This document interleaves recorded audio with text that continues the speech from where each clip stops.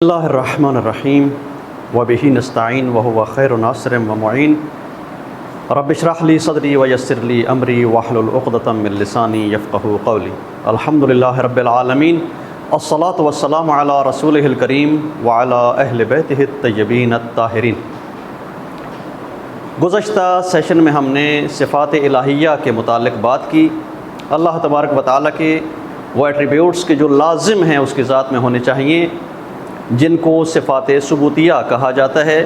گزشتہ درس میں یہ بیان ہوئی ہیں، بس خلاصے کے طور پر منشن کر دیتے ہیں۔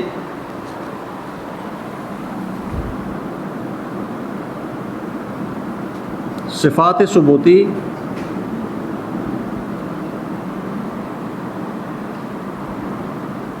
حیات، علم، قدرت اور رب ذوالجلال کا ازلی و ابدی ہونا۔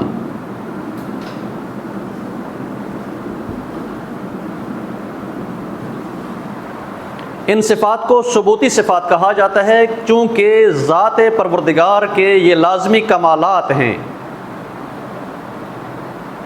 اور ایسے کمالات ہیں کہ جن کو سمجھنے کے لیے انسان کو ضرورت نہیں ہے کسی بھی مخلوق کے ساتھ اللہ تبارک و تعالیٰ کی نسبت کو سمجھے۔ یعنی ہمارے پاس کچھ ایسی صفات ہیں کہ جن کو صفات افعال یا صفات فعلیہ کہا جاتا ہے۔ صفات فعلیہ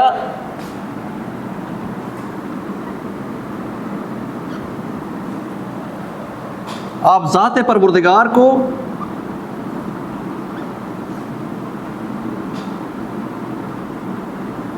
کسی مخلوق سے نسبت دے کر دیکھتے ہیں۔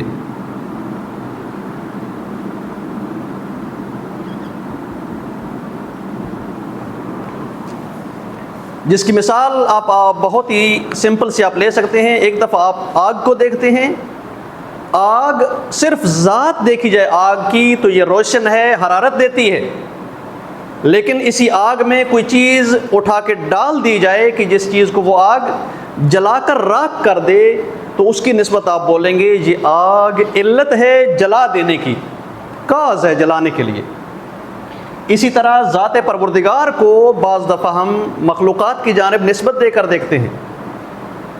اگر مخلوقات کو ہستی کا نذرانہ پروردگار نے عطا کیا تو ہم کہیں گے یہ ذات پروردگار خالق ہے۔ اللہ تعالیٰ کا خالق ہونا۔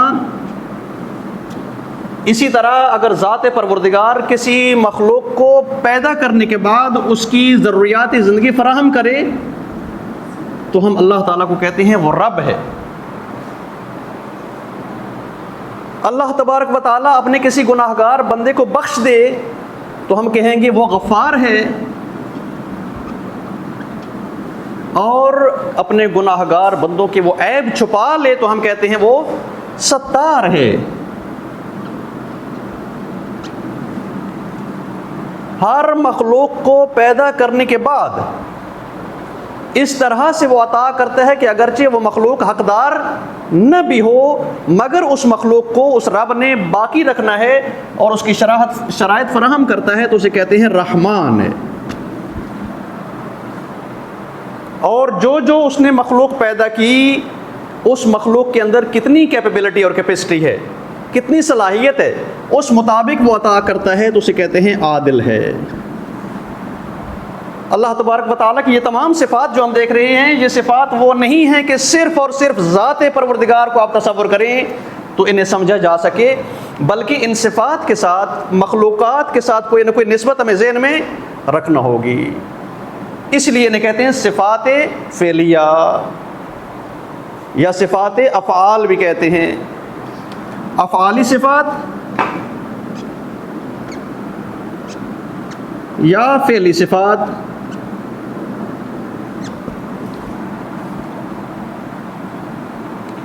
بس یہ جو افعالی صفات گنوائی ہیں ان میں سے 5 صفات بہت اہم ہیں۔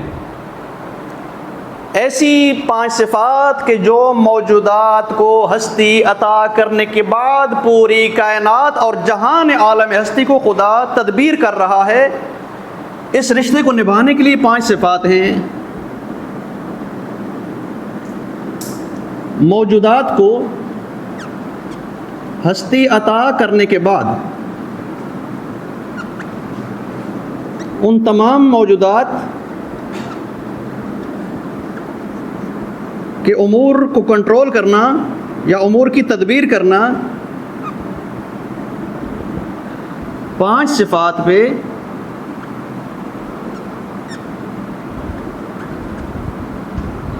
خلاصہ ہوتا ہے۔ کل عالم ہستی کو دیکھیں تو پورے عالم ہستی میں یہی 5 خدا کی صفات کام کر رہی ہیں۔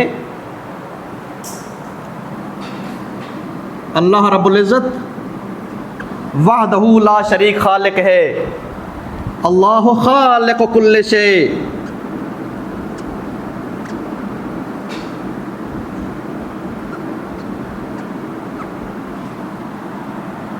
ایک وحدہ لا شریک خالق ہے۔ جو کچھ ہمیں کائنات میں نظر آتا ہے سب چیزوں کی ہستی کا راز اور ان کی ہستی کی بقا کا ایک ہی ضامن ہے، وہ ہے خالق۔ اور خالق کے ساتھ ساتھ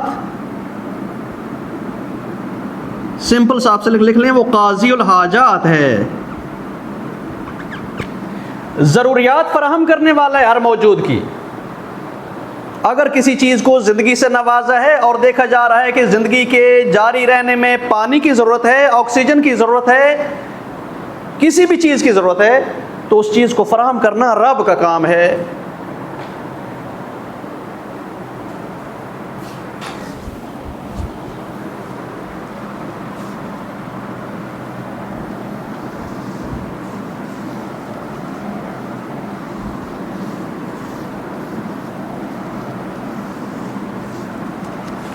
اس کا خالق ہونا، اس کا رب ہونا، اور رب کے اندر سے پھر 2 معنی نکلتے ہیں۔ رب وہ جو ضروریات زندگی فراہم کرتا ہے، اور وہ ضروریات زندگی جو رب نے فراہم کی ہیں انہی کے ذریعے سے ہر موجود باقی ہے۔ وہ کون سی چیز ہوگی جو موجودات کو باقی رکھی ہوئی ہے؟ رزق و روزی ہے۔ رب کا کام ہے رزق عطا کرنا، اس کا رازق ہونا۔ من یرزقکم من السماوات والارض، کون ہے جو تمہیں روزی عطا کرتا ہے زمین و آسمان سے؟ تو حتیٰ وہ مشرکین بھی جو زمانے قدیم میں تھے وہ بھی کہتے تھے اللہ، رازق اللہ ہے، چونکہ رب العالمین ہے۔ اسی طرح وہ جو رب ہے جس نے وجود سے نوازا ہے، وہ حاکم مطلق ہستی ہے، کل کائنات پر حکومت اسی ذات کی ہے۔ ان الحکم الا للہ، حکم یعنی قانون بنانا، حکم یعنی شریعت نازل کرنا، حکم یعنی دین بنانا ان موجودات کے لیے جو صاحب اختیار ہیں۔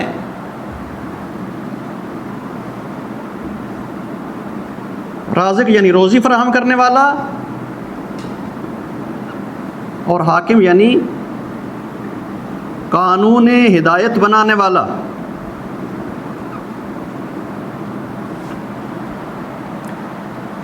اب ذرا سوچئے، جس ذات نے ہستی کی خیرات عطا کی،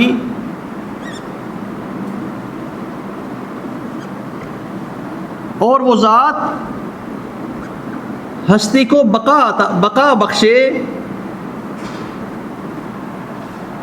وہی ذات رزق فراہم کرے، وہی ذات قانون بنائے، تو وہی ذات کیا ہے؟ مالک ہے ہر شے کی، وہ خدا مالک ہے۔ بس یہ 5 صفات ہیں: خالق، رب، رازق، حاکم اور مالک۔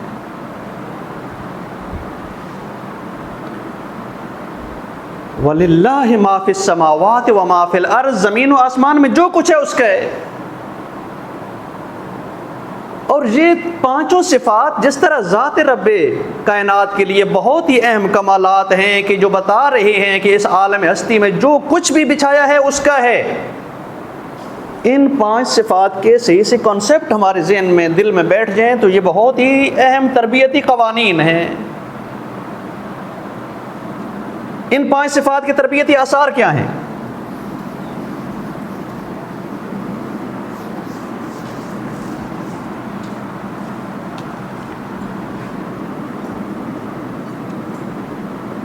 خالقیت کا تربیتی اثر،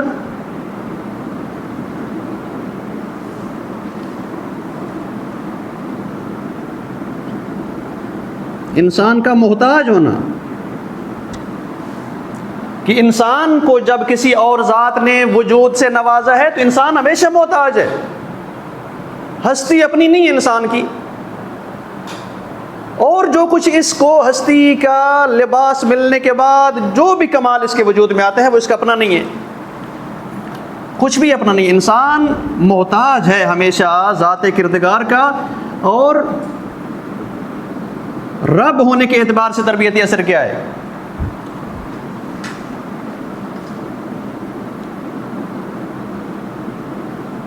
ہمیشہ کی محتاجی، ایک ہے سمپلی محتاج ہونا، ہمیشہ کی محتاجی کا ادراک۔ اسی لیے کہتے ہیں رب کے ساتھ انسان کا رابطہ ہے عبودیت کا،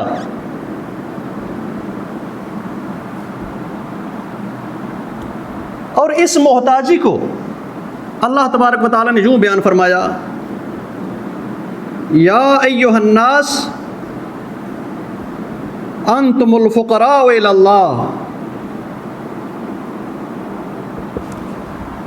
اے انسانوں تم سب اللہ کے محتاج ہو، اس ذات پروردگار سے کبھی تم ایک لحظہ بھی بے نیاز نہیں ہو سکتے۔ جس شخص کو یہ ادراک ہو کہ جب میں اس کائنات میں آیا تو ہستی میری اپنی نہیں تھی، اور جب اس کائنات میں آیا میں کیا تھا؟ صرف عجز تھی، نقص تھا، بہت ہی کمزور تھا، محدود تھا، اور گزرے زمان میں جیسے جیسے مجھے قدرت پروردگار نے سپورٹ کیا میں بڑھتا چلا آیا، میری نشوونما ہوتی گئی، میں نے بچپنے کے منازل چھوڑ کر جوانی کے زمانے میں قدم رکھا، اور پھر یہ جوانی بھی بیت جاتی ہے، یہ بھی کسی کے ساتھ ہمیشہ نہیں رہتی، اور جب انسان کی جوانی کی سرحدیں کراس ہوتی ہیں پھر انسان کو وہ صحیح سے ججمنٹ ہونے لگ جاتی ہے کہ میں محتاج ہوں ذات کبریا کا۔ جب تک نعمت ہاتھ میں رہتی ہے ادراک نہیں ہوتا، غفلت کا پردہ رہتا ہے، جب نعمت ذرا چھنتی ہے تو احساس ہو جاتا ہے کہ ہم کسی کے محتاج ہیں۔ اسی طرح رازقیت میں، رازقیت اور حاکمیت دونوں کا نتیجہ تربیتی کہ انسان کسی چیز کا مالک نہیں،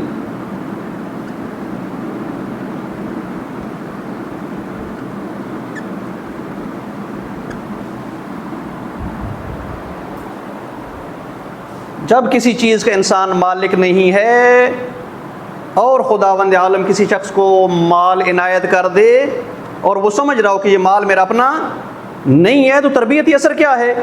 راہ پروردگار میں انفاق کرنا آسان ہو جاتا ہے۔ اسی تربیتی چیز کو دیکھتے ہوئے امام صادق علیہ الصلوۃ والسلام نے ایک سیر و سلوک کا برنامہ دیا، ایک پورا پروگرام دیا ہدایت کا حسن بصری نامی اپنے صحابی کو، اور اس عنوانی اس حدیث کا یہ ہے حدیث عنوان بصری۔ جس طرح مولا عامر اسلام کا ایک صحابی نا کمیل، اس کے نام سے پوری ایک دعا ہی اسی کے نام پہ کاؤنٹ ہوگی، دعائے کمیل، چونکہ اسے تعلیم دی ہے۔ اسی طرح عنوان بصری، یہ بصری ایک صحابی ہے مولا صادق علیہ الصلوۃ والسلام کا، تو اسے جو تعلیم دی ہے حدیث اس کا نام ہی عنوان ہے بصری۔ اس میں امام صادق علیہ السلام نے اسے یہ پہلے تعلیم دی ہے کہ عبد حقیقی اگر بننا ہے تو یہ اپنے دل سے نکال لو کہ تم کسی چیز کے مالک ہو۔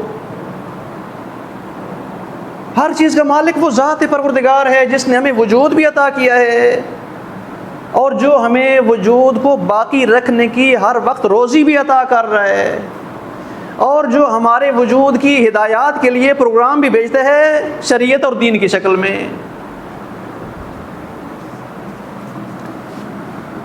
یہاں تک تو کلیئر ہے مسئلہ کہ ہم رب العالمین کو خالق بھی مانتے ہیں، رب بھی مانتے ہیں، رازق بھی مانتے ہیں، اور مقتدر اعلیٰ بھی مانتے ہیں۔ حاکم یعنی مقتدر اعلیٰ، شریعت بناتا ہے، قانون بناتا ہے۔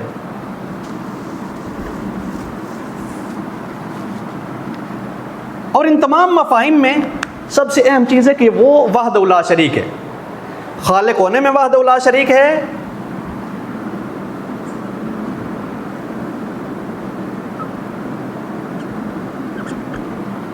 خالق یعنی وجود عطا کرنے والا، ہستی دینے والا، عدم سے اٹھا کر دار ہست و بود میں پہنچانے والا۔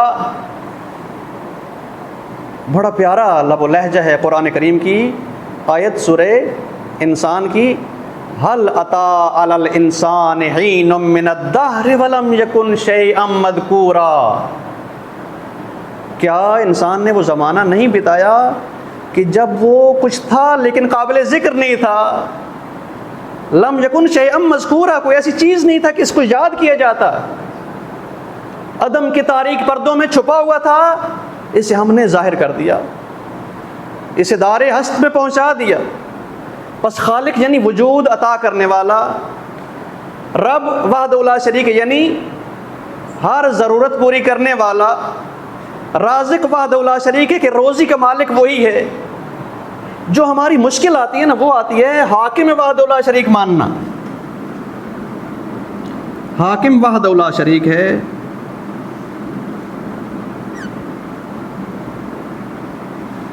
ہاں اس کی جو حکومت کائنات پہ جاری ہے اس پہ ہمیں خلش آ جاتی ہے، عقیدے میں، عمل میں، یہاں پہ ہمارے قدم لغزش کھا جاتے ہیں۔ واقعاً وہ حاکم ہے، حاکم یعنی مدبر، تدبیر کرنے والا۔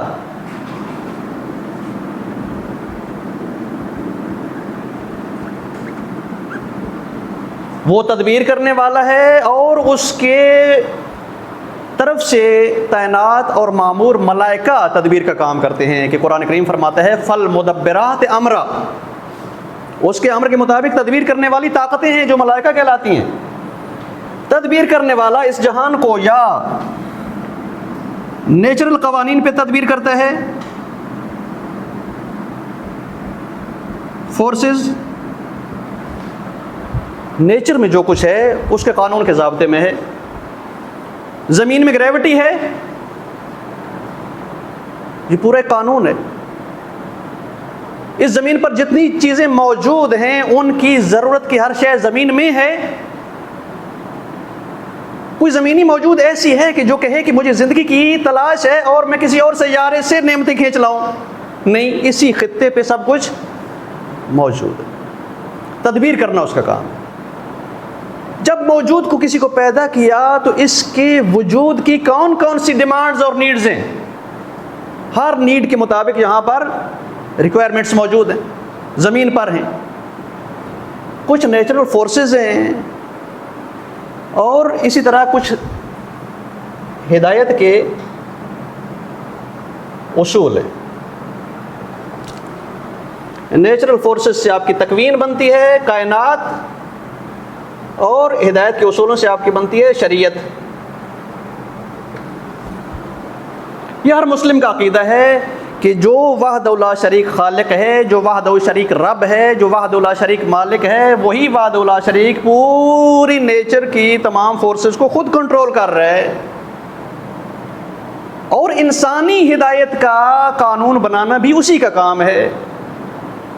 اگر کہیں پر انسان اپنے سر جوڑ کر بیٹھ جائیں کہ ہم کوئی نیا قانون بنا ڈالیں، تو جب تک وہ خالق کے قانون کے مطابق نہیں ہوگا انسانی ہدایت کا کوئی سامان نہیں بنا سکتا۔ یہ ایک جدا ٹاپک ہے مستقل، فی الحال ہم صفات پہ بات کر رہے ہیں کہ وہی حاکم ہے، اللہ کی ایک صفت ہے، وہی حاکم ہے جس نے انسانوں کی ہدایت کے اصول و ضوابط و قوانین بنانے ہیں۔ صفات فعلیہ میں ایک یہ ٹاپک ہے، ایک یہ چیپٹر ہے ہمارا، اور ایک فعلی صفات وہ ہیں جو ان افعال کا سبب بنتی ہیں، کاز بنتی ہیں۔ بھی ایک دفعہ آپ رائٹنگ کر رہے ہیں، کچھ لکھ رہے ہیں، لکھنا آپ کا فعل ہے، وربل ایکٹیویٹیز آپ کی یہ آپ کا ایک فنکشن ہے، لکھنا، چلنا، کھانا پینا، یہ افعال ہیں آپ کے۔ ان افعال کو دیکھتے ہوئے ذات پروردگار میں ہم نے صفات لکھی، وہ خالق ہے، وہ رب ہے، وہ رازق ہے، وہ حاکم ہے، اور وہی ہر چیز کا مالک ہے۔ یہ وہ ہیں اس کے افعال۔ اس کے افعال کے پیچھے وہ جو بیسک صفات ہیں، ایسی صفات جو افعال الہی کا سبب ہیں۔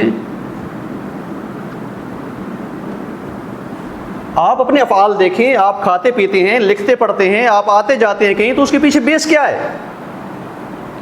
مے بی سم ٹائم آپ کی ڈیزائرز ہیں کہ نہیں کھاؤ پیو ورنہ زندہ نہیں رہو گے۔ سم ٹائمز آپ کے بہت ہی لاجیکلی ڈیسیجنز ہوتے ہیں، وہ ڈیزائر نہیں ہوتی۔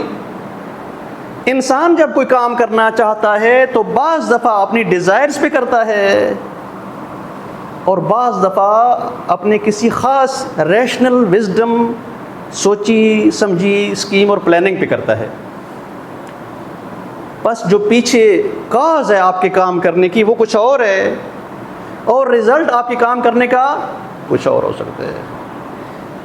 اللہ تعالیٰ کی ایسی صفات کہ جو اس کے افعال کا سبب بنتی ہیں۔ کیوں اس نے خلق کیا؟ کیوں اس پروردگار نے جہان کو خلق کرنے کے بعد ساری کائنات کی تدبیر کی ذمہ داری خود سنبھالی؟ کیوں وہ خالق کائنات ہر زندہ موجود کی بقا کا سامان فراہم کر رہا ہے؟ کیوں وہ انسان جیسے صاحب اختیار کی ہدایت کا قانون فراہم کر رہا ہے؟ یہ جو ہم کیوں کر رہے ہیں، مطلب ایک کاز کے پیچھے ہیں کچھ مین بیسکس ہیں ذات پروردگار میں، جن کے ذریعے سے وہ افعال انجام دیتا ہے۔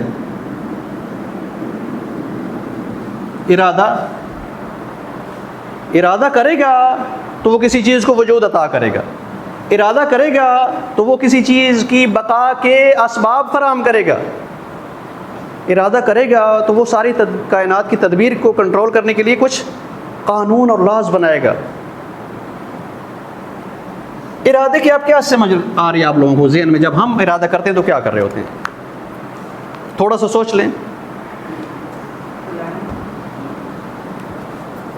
پلاننگ مطلب کیا؟ سوچ۔ نیت اور ارادے میں کیا فرق ہے؟ نیت اور ارادے میں واقعاً جب آپ ارادہ کرتے ہیں اور جب کسی کام کو آپ انجام دینا چاہ رہے ہوتے ہیں، آپ کو اس میں ذہن انوالو ہوتا ہے یا خود انوالو ہوتے ہیں؟ صرف اس سطح پہ نہیں ہم کر رہے بات، جب ہم کام کرنا چاہ رہے ہیں تو ادھر سے ہمارا سارا ہم خود انوالو ہیں۔ ارادہ کیا ہے؟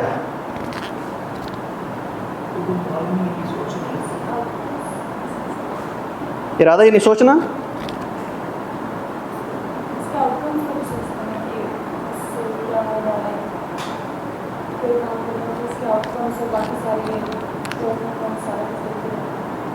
شاباش۔ اور کچھ تھوڑا سا ڈیپلی سوچیں تو ممکنہ نکل رزلٹ نکل ہے۔ ارادہ کیا ہے؟ دیکھیں بڑی پیاری بات ہے، ایک ہماری اسلامک فلسفی اور تھیالوجی میں ایک ٹاپک ہے، کیا انسان کے پاس ارادے نام کی کوئی طاقت ہے؟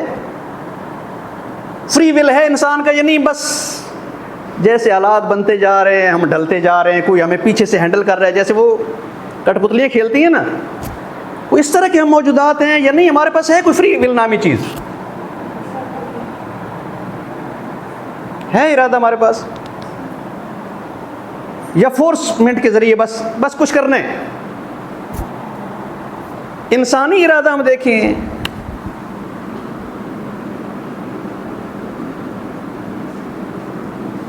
تو اس کے اپنے مختلف پروسیس ہیں۔ یہ ارادہ شروع سوچ سے ہوتا ہے، سوچ سے شروع ہوتا ہے ارادہ۔ اس سوچ میں ہوتا کیا ہے کہ جو کام آپ کرنا چاہ رہے ہیں، مطلوبہ کام کو سوچنا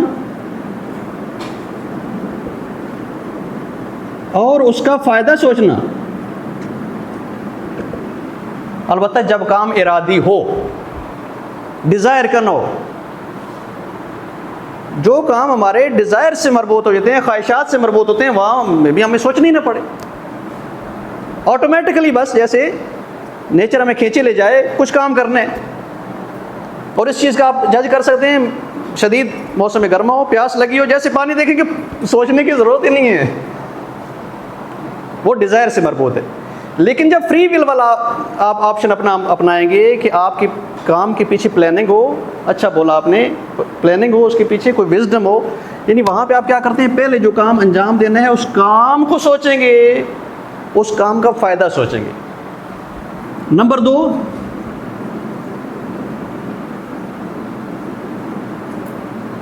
اس کام کے فوائد کو حاصل کرنے کی رغبت، یہ جو ہمیں فائدہ نظر آ رہا ہے واقعی یہ مجھے چاہیے نہیں چاہیے، ہم لکھنے پڑھنے آگے، تعلیم حاصل کرنے آگے، یہ تعلیم ہے کیا، اس نے میرے وجود میں کیا اثر ڈالنا ہے، وہ جو اثر تعلیم سے ملنا ہے مجھے چاہیے یا نہیں چاہیے، رغبت کریٹ ہوگی تو تب آپ جائیں گے آگے، انسپائرمنٹ بنے گی تو تب آپ آگے بڑھیں گے۔ اچھا رغبت بن جائے تو پھر تیسرے مرحلے پہ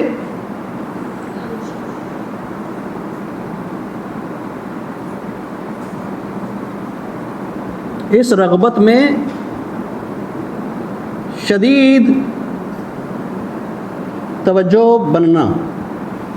ایک دفعہ کہ ہمیں کرنا چاہیے، یہ چاہیے والا انسان کبھی نہیں کرتا، ہمیں پڑھ لکھ کے بہت اچھا انسان بننا چاہیے، کبھی نہیں بنے گا۔ چاہیے والی کچھ بھی فارمیلٹی ہمارے لیے وہ فارمیلٹی رہتا ہے۔ اللہ کا ارادہ کیا ہے؟ اللہ تعالیٰ کے ارادے میں آیت اللہ مصباح اپنی کتاب آموزش عقائد میں 2 معنی کرتے ہیں اس میں۔ ایک ہے کسی کام کا انتخاب، اور دوسرا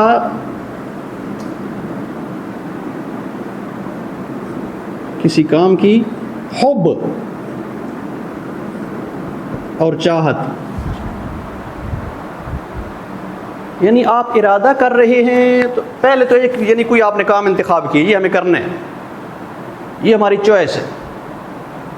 جب آپ نے انتخاب کیا یعنی کسی نے آپ کو فورس نہیں کیا، آپ کی بات نہیں، ذات پروردگار جب کسی چیز کا ارادہ کرتا ہے تو یعنی خدا کو کوئی فورس کرنے والا، چونکہ اس میں عجز نہیں ہے نا، وہ قادر ہے، قادر مطلق ہے، اس میں عاجزی نہیں ہے، اس میں نقص نہیں ہے، اسے کوئی فورس کرنے والا نہیں ہے کہ مجبور ہو کے وہ کچھ کر رہا ہو، نہیں، وہ آزاد ہے، وہ انتخاب کرتا ہے کہ مجھے یہ کام کرنا ہے۔ دوسرا ہے کہ وہ کسی کام کی چاہت ہے، اس میں حب ہے پروردگار میں۔ آپ لوگ کام کرتے ہیں تو کچھ کام کر کے نفع حاصل کرنا چاہتے ہیں، کچھ لینا چاہتے ہیں، اگر یہ کام نہیں کریں تو ہمارے اندر نقص رہ جائے گا، کھانا نہیں کھائیں گے تو بھوکے مر جائیں گے، پانی نہیں پئیں گے تو پیاسے مر جائیں گے۔ وہ فلاں کام کرنے ہیں تاکہ وہاں سے کچھ پرافٹ لے سکے، نہیں کچھ لینا ہے۔ اللہ تبارک و تعالیٰ افعال انجام دیتا ہے، موجودات کو آئے دن خلقت سے نواز کر وجود عطا کر رہا ہے، ہر چیز کو باقی رکھنے کی روزی فراہم کر رہا ہے۔ اس کے کام کس طرح کے انتخاب تو وہ کر رہے،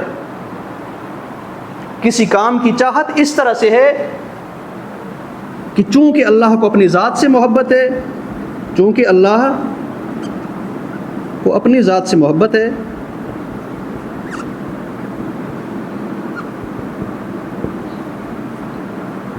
اسے اپنے کمالات سے بھی محبت ہے،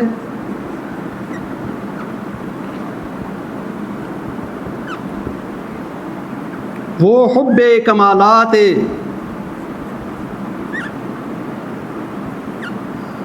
ذات میں تخلیق چلا رہا ہے۔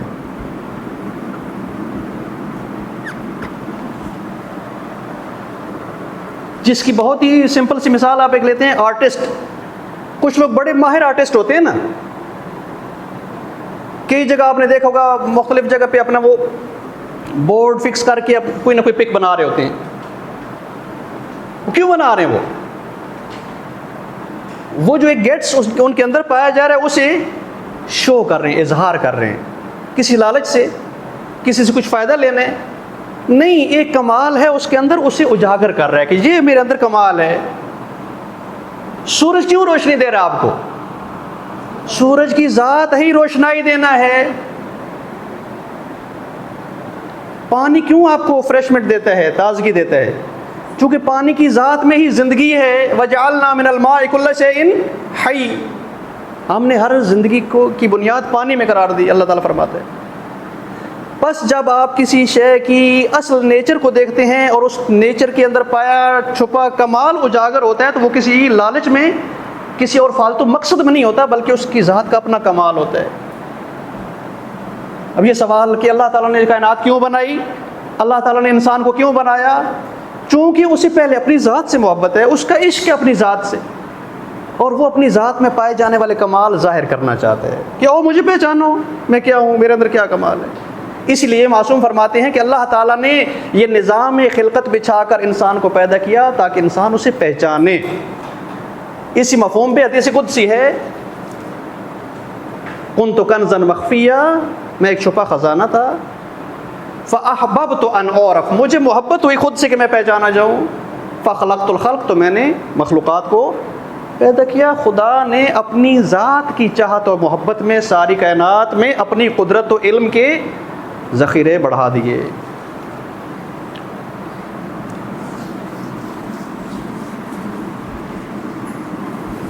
ارادہ پروردگار کا جو ہے اسلامک تھیالوجی میں اس کی تعریف یوں کی گئی ہے جب وہ چاہے تو کر ڈالے اور نہ چاہے تو ترک کر دے. اسے کوئی فورس نہیں کر سکتا, اسے کوئی مجبور نہیں کر سکتا, خود جب چاہے بنا دے کر دے, نہ چاہے تو نہ کرے. لیکن یہ نہیں ہے کہ ارادہ بس وہ ہر چیز کو چاہے تو کر دے گا. کس چیز کا وہ ارادہ کرے گا؟ جس میں پیچھے کوئی حکمت ہوگی, حکمت کے مطابق ارادہ کرے گا. حکمت یعنی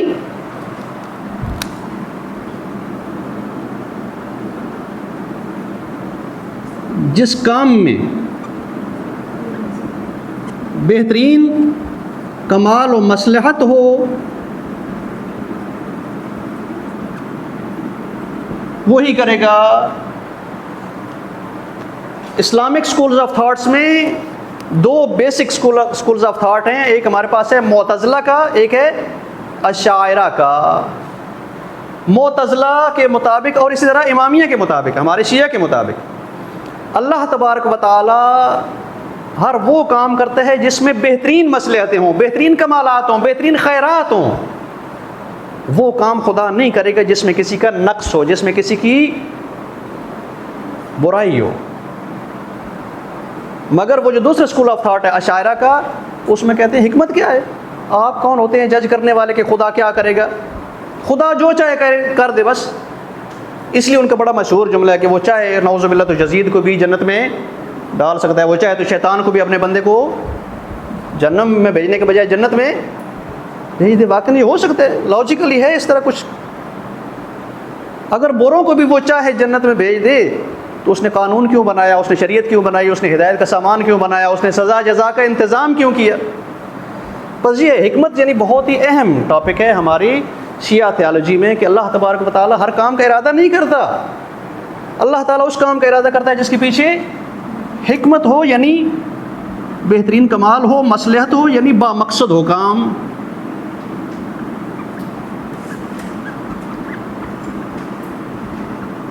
بیہودہ نہ ہو. اچھا جی یہ کر دیا آپ نے, ہدف کیا تھا؟ ہدف کچھ نہیں, بس کر دیا ہماری مرضی. یہ نہیں ہے. جو کچھ کیا ہے اس کے پیچھے مصلحت ہے. اللہ نے انبیاء کیوں بھیجے؟ انسان کو راستہ دکھانا تھا. انسان کو کیوں راستہ دکھانا تھا؟ چونکہ اس کا کوئی مقصد ہے. اگر مقصد ہے تو اسے رہنمائی چاہیے, اس لیے اللہ تعالیٰ نے انبیاء بھیجے. دو صفات یہ ہوگی, ارادہ اور حکمت. اور ان دو صفات کی بنیاد پر دو اور آگے صفات ہیں ہماری جن سے ڈسکس کریں گے. کلام اور صدق. جب کہا وہ صاحب حکمت ہے, اسے کوئی انتظام ہدایت کرنا چاہیے, تو وہ کیسے انتظام ہدایت کرے گا؟ کلام کے ذریعے, پیغام کے ذریعے پیغام بھیجے گا. حکمتوں کو پورا کرنے کے لیے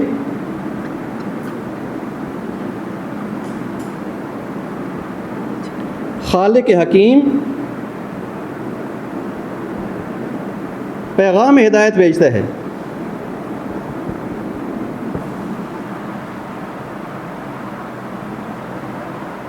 پیغام ہدایت کیسی بھیجے گا؟ کبھی کا درخت سے آواز آ رہی ہے، اے موسیٰ میں تیرا خدا ہوں۔ کبھی جبرائیل کے ذریعے قرآن کریم کے الفاظ نازل کیے۔ تو مطلب کلام یعنی اللہ تعالیٰ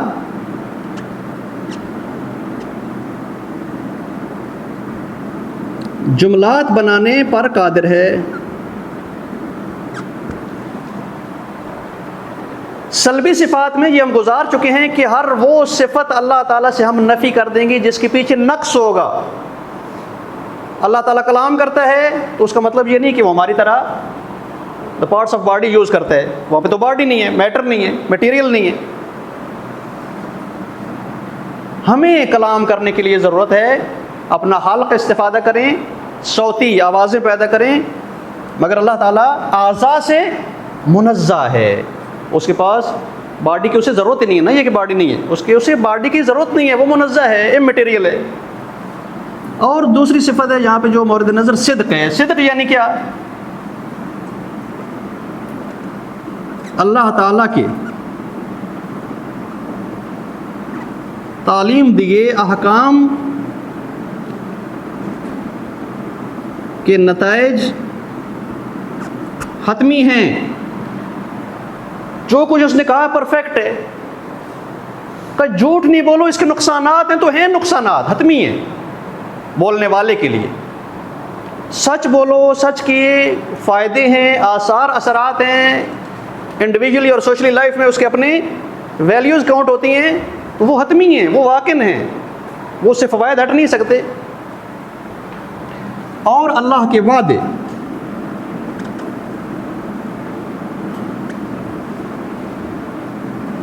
ہمیشہ پورے ہوتے ہیں۔ اپنے احکام بھیج کر جو کہا کہ جو انہیں فالو کرے گا وہ فائدہ پائے گا، اسے جزا ملے گی، ثواب ملے گا، اور جو منع کیے جن کاموں سے کہا کہ ان کو انجام دینے والے کو سزا ملے گی، تو وہ حتمی ہے، یعنی وعد و وعید سچ ہے۔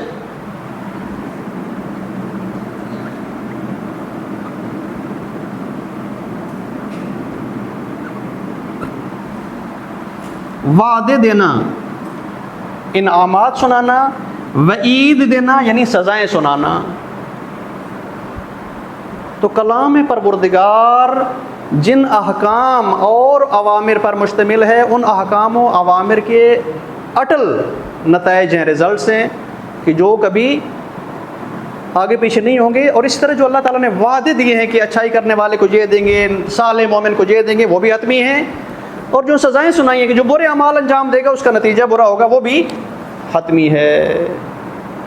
بس آخر میں خلاصے کے طور پر صفات بیان کر دیں۔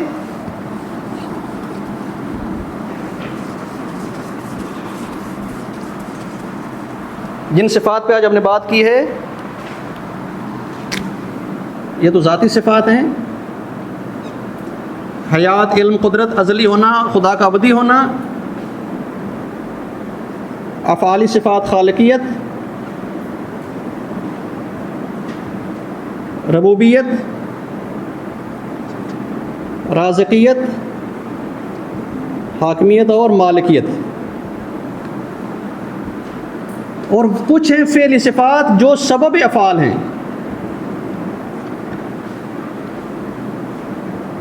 ارادہ، حکمت، کلام اور صداقت۔ کم از کم ہمارے پاس کم از کم یہ کانسیپٹ کلیئر ہوں گے، تب ہماری جا کے اپنی آئیڈیالوجی کلیئر ہوگی کہ جس خالق کو ہم مان رہے ہیں، جس خالق کے سسٹم کو ہم فالو کرنا چاہتے ہیں، اس خالق کی نیچر ان صفات میں کیسے ہمیں نظر آتی ہے، اور اگر جب اس کی بنائی ہوئی شریعت اور قانون کو ہم فالو کریں گے تو ہمیں رزلٹس آگے کیا ملنے ہیں۔ وصلی اللہ علی محمد و آلہ الطیبین۔